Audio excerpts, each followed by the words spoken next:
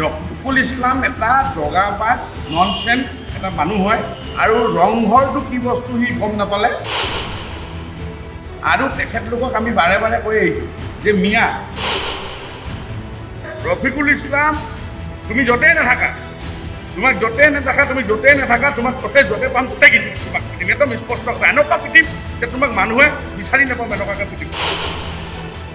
সেই মিয়াক কিন্তু আমি বিৰোধিতা কৰিছোঁ সেই মিয়াক আমি কেতিয়াও অসমত ৰাজত্ব কৰিবলৈ দিয়া নহ'ব অসমৰ পৰা আমি তেখেতলোকক খেদাব লাগিব যিকোনো প্ৰকাৰে আমি খেদাম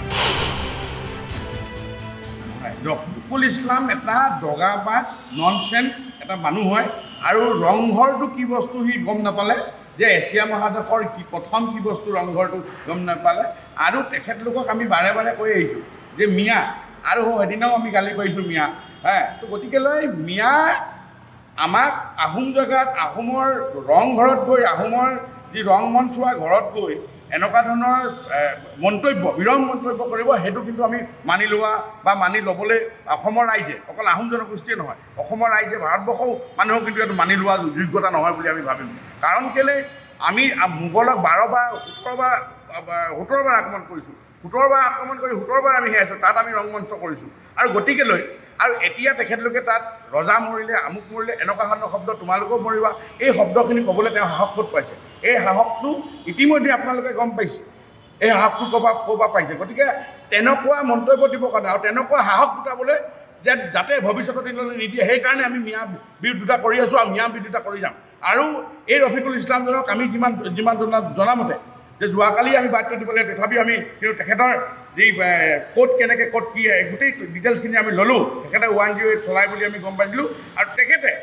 আপাৰ আছামত গৈ যি আপাৰ আছামৰ অন্তত যি 108 যিখিনি মানুহে চলাই আছে তেখেতলোকে বোলে তেখেতলোকৰ ওচৰত গৈ সেৱাপন্ন হৈ তেখেতলোকৰ পৰা মানে তেখেতলোকৰ তাত কাম কৰিব যোৱা এটা আমি গম পাইছোঁ গতিকেলৈ ৰফিকুল ইছলাম তুমি য'তেই নাথাকা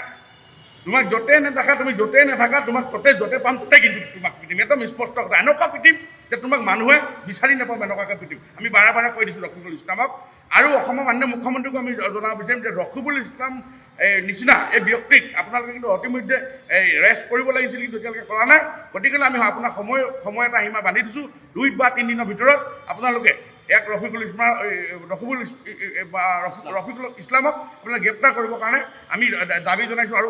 মাননীয় মুখ্যমন্ত্ৰীক আহ্বান জনাইছোঁ আৰু ৰফিকুল ইছলাম তোমাক কিন্তু স্পষ্টভাৱে কৈছোঁ তোমাক য'তে পাম ত'তে কিন্তু আমি তোমাক সোধাই নিম য'তে পাম তোমাক ত'তে পিটিম এই কথা কিন্তু স্পষ্ট এই সাহসটো অসমক লৈ তেখেতলোকৰ বহু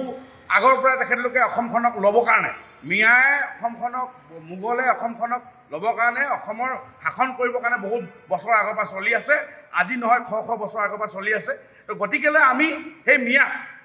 মিয়াক কিন্তু আমি বিৰোধিতা কৰিছোঁ সেই মিয়াক আমি কেতিয়াও অসমত ৰাজত্ব কৰিবলৈ দিয়া নহ'ব অসমৰ পৰা আমি তেখেতলোকক খেদাব লাগিব যিকোনো প্ৰকাৰে আমি খেদাম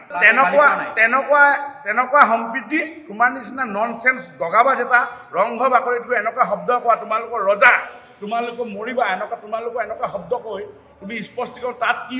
সম্প্ৰীতি কথা থাকিব তেনেকুৱা দগাবাজ এটা তেনেকুৱা সম্প্ৰীতি কথা ক'বৰ কাৰণে তেখেতে ভয়ত আজি তাৰিখত তেওঁ এই ভয়ৰ কাৰণে তেখেতলোকে কথাটো ক'ব বিচাৰিছে যে যাতে অসমৰ ৰাইজে বা আহোম ৰাইজে যাতে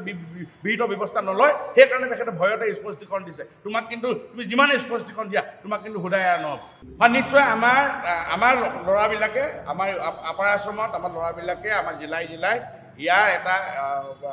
উচিত বিচাৰৰ কাৰণে আমি মাননীয় মুখ্যমন্ত্ৰীক ডাঙৰীয়ালে আৰু প্ৰতিখন থানাতে আমাৰ জিলাই এখন থানাত প্ৰতি জিলাত এখন থানাতে আমি এখন এজাহাৰ দিয়া এটা ইতিমধ্যে ব্যৱস্থা আমি কৰিছোঁ যিকোনো খবৰৰ বাবে যোগাযোগ কৰক আমাৰ এই নম্বৰত 9181 307 2221